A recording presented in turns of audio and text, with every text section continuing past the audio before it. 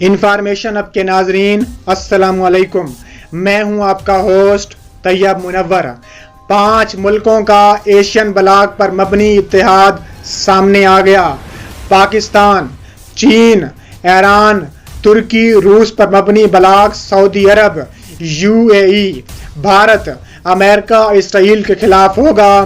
5 ممالک مل کر ہر صورت اپنے دشمنوں کو نشانہ بنائیں گے۔ سعودی عرب پاکستان کے پاؤں پڑ گیا۔ پاکستان کا صاف انکار کہ اب یہ بلاک بند کر رہے گا۔ ویڈیو کی سورس کا لنک ڈسکرپشن میں پیش کیا جائے گا۔ ویڈیو کی تفصیلات میں جانے سے پہلے اگر آپ پاکستان سے محبت کرتے ہیں تو ایک لائک ضرور کریں اور ہمارے چینل کو سبسکرائب کر کے بیل آئیکن پر کلک کر دیں۔ ناظرین، ایشیا میں 5 رکنی ممالک کے فورم نے امریکہ، یورپ، اسرائیل، بھارت، سعودی عرب اور UAE میں کھلبلی مچا دی۔ پاکستان، چین، روس، ایران اور ترکی ایک فورم بنانے جا رہے ہیں۔ امریکہ اور سعودی عرب کا فورم نہ بنانے پر شدید دباؤ ہے۔ پاکستان نے سعودی عرب کو واضح کہہ دیا کہ آپ کے ساتھ تعلقات پر آنچ نہیں آنے دیں گے، لیکن یہ فورم ہر صورت بند کر رہے گا۔ انہوں نے کہا ہے کہ پاکستان کبھی بھی سعودی عرب کے کہنے پر فورم بنانے سے پیچھے نہیں ہٹے گا۔ اس کے علاوہ ایک سینئر تجزیہ نگار نے اپنے تبصرے میں کہا ہے کہ army chief general Qamar Javed Bajwa سعودی عرب کے دورے پر جا رہے ہیں۔ سعودی عرب کے کون سے مطالبات ہیں جو پاکستان سے کیے جا رہے ہیں؟ کیا پاکستان سعودی عرب کے مطالبات تسلیم کرے گا؟ نہیں، پاکستان کبھی تسلیم نہیں کرے گا۔ خطے کی صورتحال یہ ہے کہ پاکستان پر امریکہ کی جانب سے بڑا دباؤ ڈالا جا رہا ہے۔ اس کی وجہ یہ ہے کہ پاکستان، چین، روس، ایران اور ترکی ایک بلاک بنانے جا رہے ہیں۔ اس میں نیپال اور بنگلہ دیش بھی شامل ہو جائے گا۔ فی الحال یہ 5 ملک ایک فورم بنانے جا رہے ہیں۔ اس پر امریکہ، اسرائیل، انڈیا میں بہت زیادہ کھلبلی مچی ہوئی ہے۔ سعودی عرب بھی اس سے پریشان ہے، جبکہ UAE، بھارت، اسرائیل بھی اس سے خوف کھا رہا ہے، جبکہ سعودی عرب کو پریشان نہیں ہونا چاہیے۔ سعودی عرب اور ایران کے تعلقات ٹھیک نہیں، اس طرح سعودی عرب اور ترکی کے تعلقات بھی ٹھیک نہیں ہیں، جبکہ ترکی اور ایران ایک پیج پر ہیں۔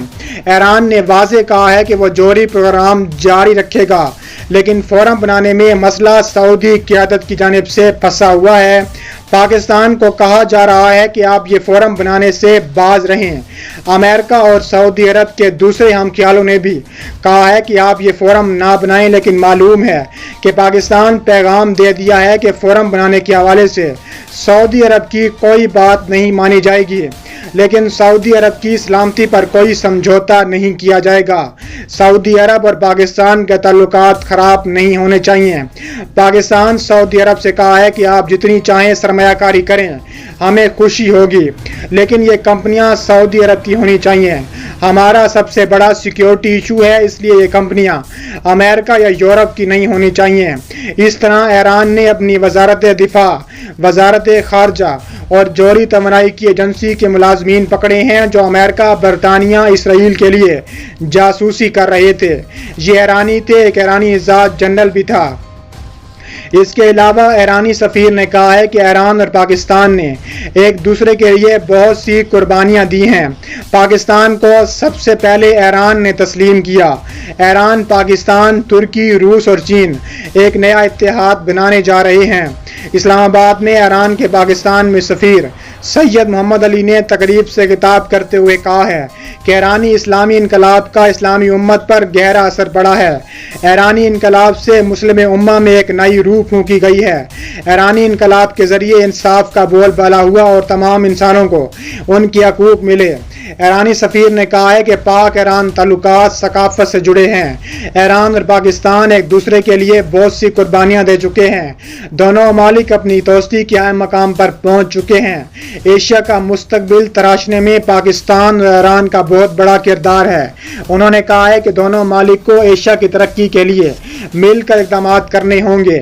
ایران پاکستان کو ڈیولپمنٹ اہداف کے لیے مکمل تعاون کی یقین دہانی کرواتا ہے۔ پاکستان کو سب سے پہلے ایران نے تسلیم کیا۔ پاک ایران دوستی نے کہیں اتار چڑھاؤ دیکھے۔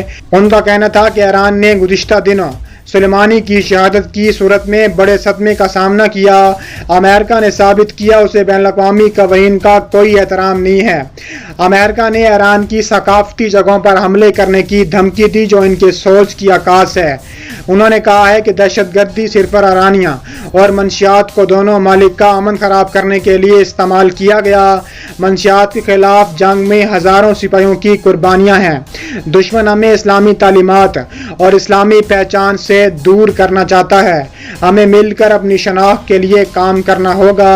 ضروری ہے کہ مسئلہ فلسطین کو دبنے نہ دیا جائے۔ ایرانی سفیر نے تجویز دی کہ ایران، پاکستان، ترکی، روس اور چین ایک نیا اتحاد بنا سکتے ہیں۔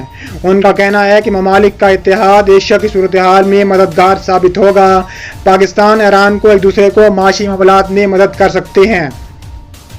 اس کے علاوہ خبر رساں ایجنسی تسنیم نے چینی اخبار کے حوالے سے بتایا ہے کہ جیسا کہ ماسکو اور تہران باہمی تعلقات اور تعاون کو مسلسل وسعت دے چکے ہیں، تاہم دوسری طرف ماسکو اور انقرہ کے درمیان تعلقات شامی سرحد پر ترکی کے جنگی جہازوں کی طرف سے ایک روسی لڑاکا طیارے کو مار ڈالنے کی وجہ سے کشیدہ ہو گئے ہیں۔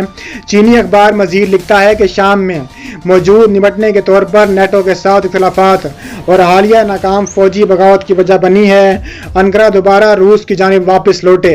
موصول ہونے والی کچھ معلومات کے مطابق ترک صدر رجب طیب اردوان ماسکو سے موصول ہونے والی معلومات کے ذریعے 15 جولائی کی فوجی بغاوت سے نمٹنے میں کامیاب ہوئے تھے، اور یہ یقین کرنا مشکل ہے کہ بغاوت سے پہلے ترکی میں فوجوں کی غیر معمولی نقل و حرکت نیٹو کے علم میں آخر کیوں نہیں تھا۔ اس کے علاوہ انہوں نے مزید کہا کہ روس، ایران اور ترکی کے درمیان دہشت گردی کے خلاف تعاون کو فروغ دینے کی 3 وجوہات سامنے آئی ہیں۔ سب سے پہلے یہ کہ اگر روس، ایران اور ترکی دہشت گردی کی کوششوں میں شامل ہو جاتے ہیں تو اس سے نمٹنے کے لیے ان تینوں ممالک کی صلاحیتوں میں اضافہ ہو جاتا ہے۔ اس کے علاوہ یہ ممالک امریکہ، یورپ اور مشرق وسطیٰ کے لیے ایک واضح پیغام بھیجیں گے کہ یہ تینوں ممالک شام میں اہم کھلاڑی ہیں۔ شام کے بحران کو حل کرنے کے لیے ماسکو، تہران اور انقرہ کو نظر انداز کر کے کسی بھی قسم کی عسکری، اقتصادی اور سیاسی کوششیں ناکام اور قابل شکست ہوں گی۔ تینوں ممالک کے درمیان تعاون مشرق وسطیٰ میں امریکہ کے اہم اتحادی سعودی عرب پر دباؤ بڑھنے کا سبب بنے گا۔ سعودی عرب اور اس کے خلیجی اتحادی ممالک شام بحران کے ذریعے ایران کے اندرونی معاملات میں مداخلت کرنے کی کوشش کر رہے تھے۔